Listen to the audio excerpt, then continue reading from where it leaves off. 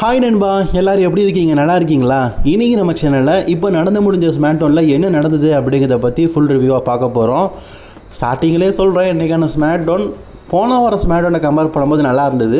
But ஆனால் ரொம்ப நல்லா இல்லை. சரிங்களா? சரி, வாங்க வீடியோக்குள்ளே போகலாம். ஃபஸ்ட் டைம் சேனலுக்கு வந்துருக்கோங்க, சப்ஸ்கிரைப் பண்ணிக்கோங்க. பெல் ஐக்கானை கிளிக் பண்ண முடியுமா? தினமும் போடுற செய்திகளை தமிழ் மொழியில் தெரிஞ்சுக்கோங்க. ஷோ ஓப்பன் பண்ண உடனே ரியா ரெப்ளை வராங்க. அவங்க கூடவே சாட்டர்டே மெயின் ஈவெண்ட்டில் ரியா ரெப்ளை கூட டாக் டீமாக சண்டை போடுற அலெக்சா பில்ஸ் மற்றும் ஷார்லா ஃப்ளரும் வராங்க.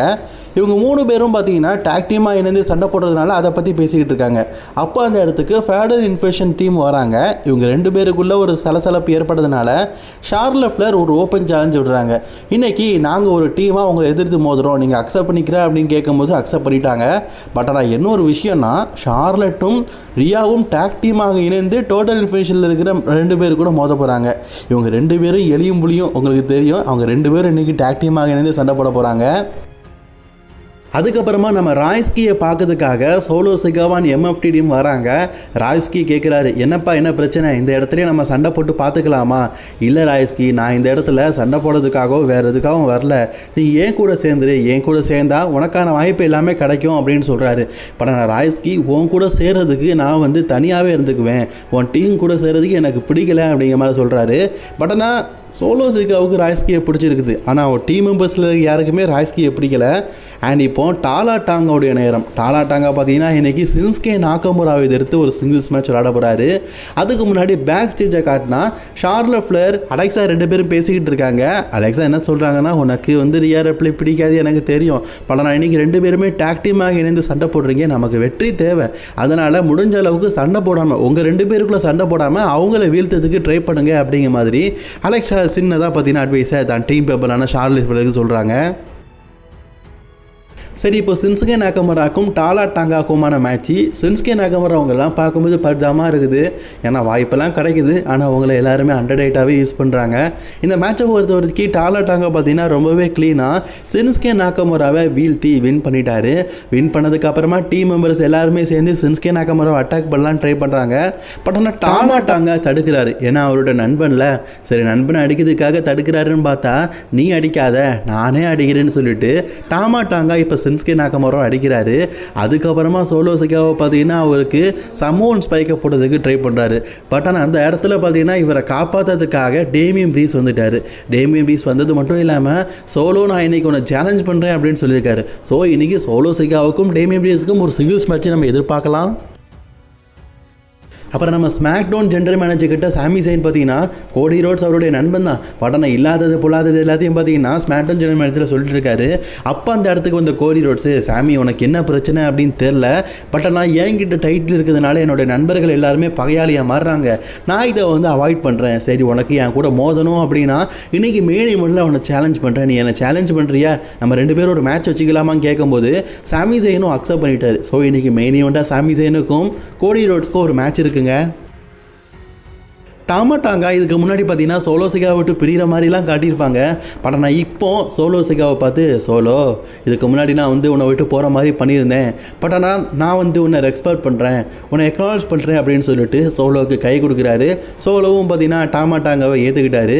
டாமா டாங்கா இனி பார்த்தீங்கன்னா எம்எஃப்டி விட்டு போக மாட்டார்னு எதிர்பார்க்கலாம். அதுக்கப்புறமா நம்ம செல்லக்குட்டி டிஃபினி சேஷனோட நேரம் கைஸ். டிஃபினி சேஷன் பார்த்தீங்கன்னா தன்னுடைய யுனைடெட் சாம்பியன்ஷிப்பை ஓப்பன் சேலஞ்ச் விட்டுருக்காங்க. யார் வேணாலும் அக்செப்ட் பண்ணிக்கோங்கப்பா, நான் சண்டை போட்டு சண்டை ஐட்டம் சாம்பியன் அப்படிங்கிறத நிரூபிப்பேன். சரி, இந்த சேலஞ்சை அக்செப்ட் பண்ணிட்டு வராது யார் தெரியுமா? சின்ன பாப்பா பெரிய பாப்பா. இதில் நம்ம சின்ன பாப்பா பார்த்தீங்கன்னா இந்த சேலஞ்சை அக்செப்ட் பண்ணிட்டாங்க. லாஸ்ட் லெஜெண்டுக்கும் டிஃபினி சேஷனுக்குமான மேட்ச் நல்லாவே கொண்டு போகுது. இந்த மேட்சில் பார்த்தீங்கன்னா இடைப்பட்ட நேரத்தில் லாஸ்ட் லெஜெண்ட் அட்டாக் பண்ணதுக்காக செல் ஸ்க்ரீன் வந்திருக்கிறாங்க. செல் ஸ்க்ரீனுக்கு என்னப்பா இந்த இடத்துல வேறன்னு கேட்டிங்கன்னா, செல் எனக்கு பார்த்தீங்கன்னா டிஃபினிஷனை ரொம்ப பிடிக்குமா, தான் ஃப்ரெண்டு வின் பண்ணணும் அப்படிங்கிறதுக்காக சீட் பண்ணியிருக்கிறாங்க. சீட்டெல்லாம் பண்ணியிருக்கீங்க செல்சி, நீங்கள் வம்பளுத்து இருக்கிறது லாஸ்ட் லெஜெண்டை, உங்களை பேக் ஸ்டேஜில் வச்சு கும்பிட போகிறாங்க போங்க.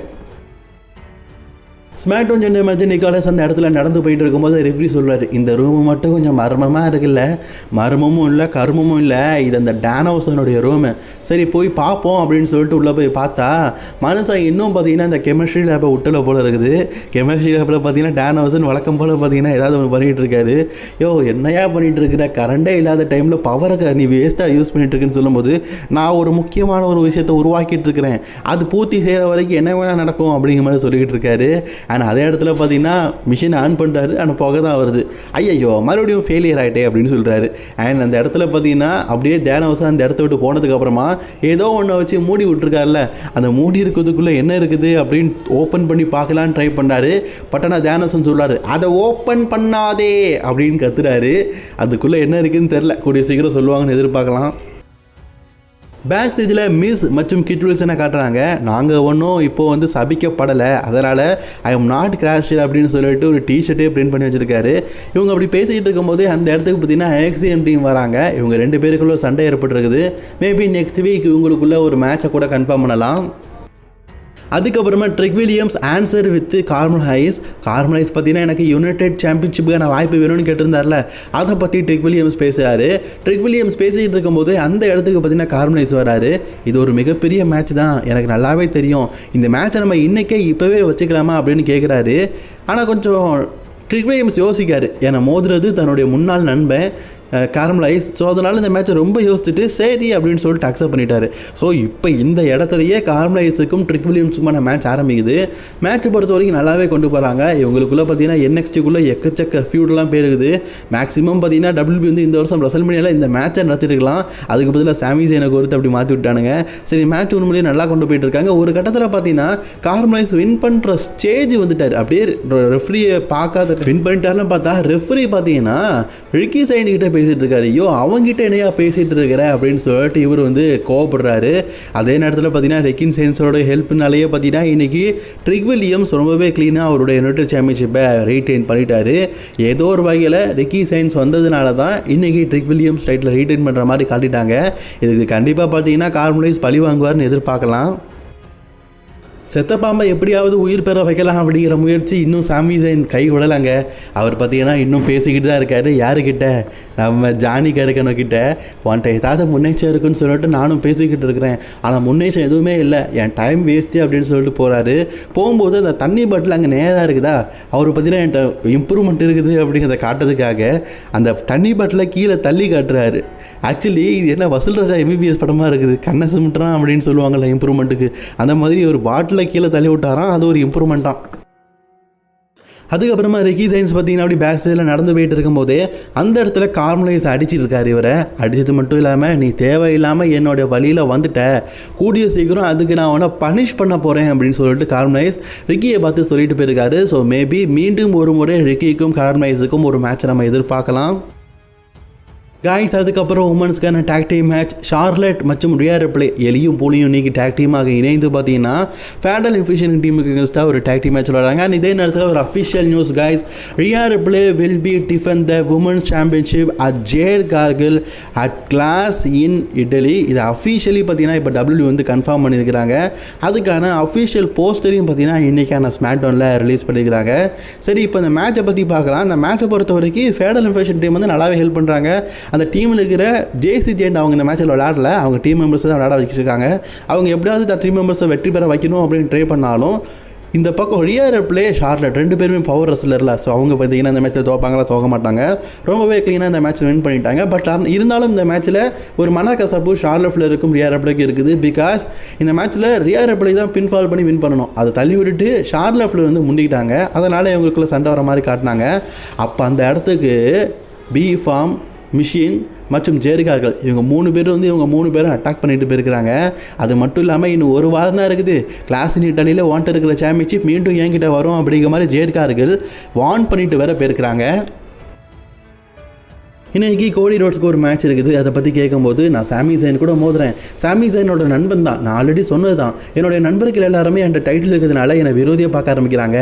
பட் ஆனால் நான் எப்போவுமே என்னுடைய நண்பர்களை விரோதியாக பார்க்குறது இல்லை, நண்பர்கள் எப்போவுமே நண்பர்கள் தான் அப்படிங்கிற மாதிரி.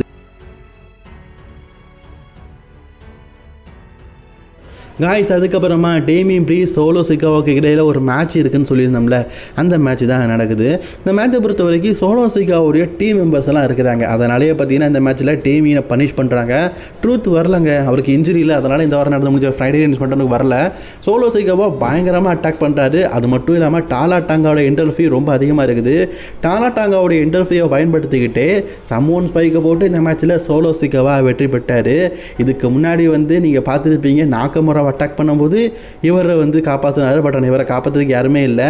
அப்போது அந்த இடத்துல பார்த்தீங்கன்னா ராய்ஸ்கி திடீர்னு வராரு. ராய்ஸ்கி வந்து அவனை தான் நீங்கள் வீழ்த்திட்டீங்கல்ல, மறுபடியும் எதுக்கு அவனை அட்டாக் பண்ணுறீங்க அப்படிங்கிற மாதிரி கேட்கறதுக்காக வராரு. ராய்ஸ்கி வந்ததுக்கப்புறம் பார்த்தீங்கன்னா டாங்காவையும் சமாளிச்சிட்டாரு, டாங்கையும் சமாளிச்சிட்டாரு. பட் ஆனால் சோலோசிக்காவை கூட ஃபேஸ் டு ஃபேஸ் நிற்கும் போது சோலோசிக்காவுக்கு இவர் தேவை, அப்படினால இவர் அடிக்க மாட்டார்ல, அதனால் நான் இந்த இடத்த விட்டு இப்போ நான் போகிறேன் அப்படின்னு சொல்லிட்டு போயிட்டாரு. ஸோ ராய்ஸ்கி கூட சோலோசிக்காவை எந்த விதமான இன்டர்ஃபையோ எந்த விதமான சண்டையும் போடல, அந்த இடத்த விட்டு போயிட்டாரு. போனதுக்கப்புறமா டேமியனை அப்படி கை கொடுத்து எழுப்பலான்னு பார்க்குறாரு.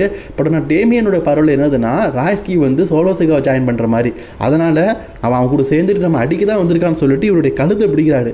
என்னடா கழுத்தை பிடிக்குதா, உனக்கு உதவி பண்ணலான்னு சொல்லிட்டு நான் வந்தேன், கடைசியில் என் கழுத்தையே பிடிக்கிறல அப்படின்னு கேட்குறாரு. பட் ஆனால் டேமியன் கன்ஃபியூஸாக இருக்காரு. பட் ஆனால் சோலோசிக்காவை கீழே இருந்து சொல்கிறாரு, பாத்தியா இதான் அவனோட புத்தி, நான் சொன்ன பத்தியா, இதுக்கு தான் என் கூட சேர்ந்துருக்கணும் பாத்தியா அப்படிங்கிற மாதிரி மைண்ட் வாய்ஸ் பண்ணுறாரு. ஸோ அதுக்கப்புறமா இன்றைக்கி மெயின் ஈவெண்ட் கோடி ரோட்ஸுக்கும் சாமி சேனுக்கும் நடக்குது. அண்ட் சாட்டர்டே மெயின் ஈவெண்ட் என்னெல்லாம் நடக்க போகுது அப்படிங்கிறத லாஸ்ட் மினிட்ல நம்ம பார்க்கலாம்.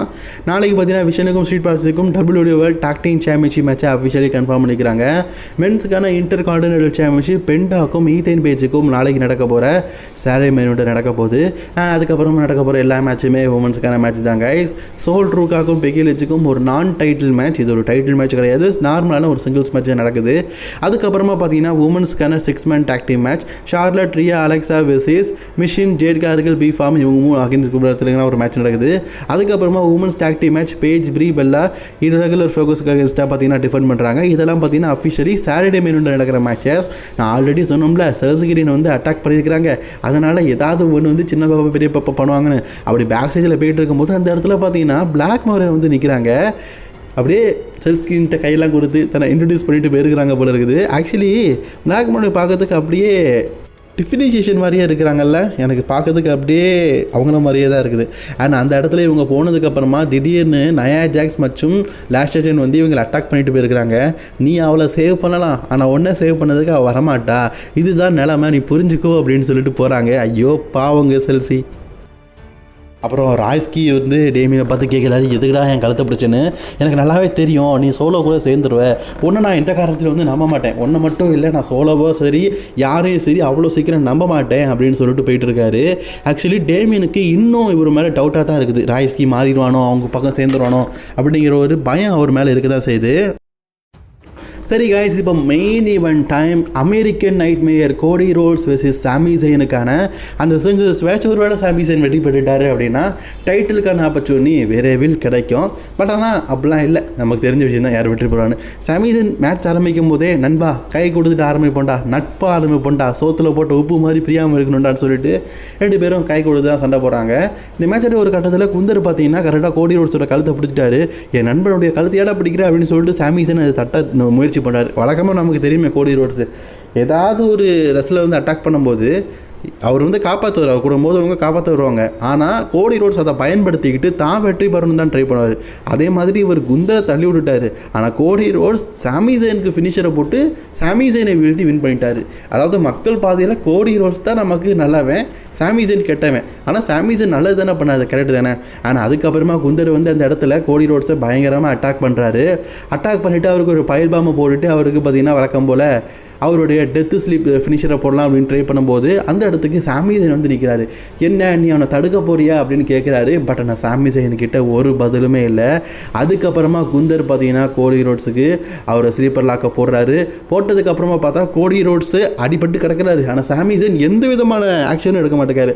தான் நண்பனை காப்பாற்றணும் வைக்கணும் அப்படிங்கிற எந்த ஆக்ஷனும் பண்ண மாட்டேக்காரு. இவன் அடிபட்டு கிடக்கிறான், அதை பார்த்துட்டு போயிட்டே இருக்காரு. அதாவது மெல்ல மெல்ல சாமி ஜெயினுடைய கேரக்டர் சேஞ்சிங்க காட்டிக்கிட்டே இருக்கிறாங்க. ஆனால் இன்றைக்கி குந்தர் பார்த்தீங்கன்னா அடித்தது மட்டும் இல்லாமல் டைட்டில் தூக்கி காட்டியிருக்காரு.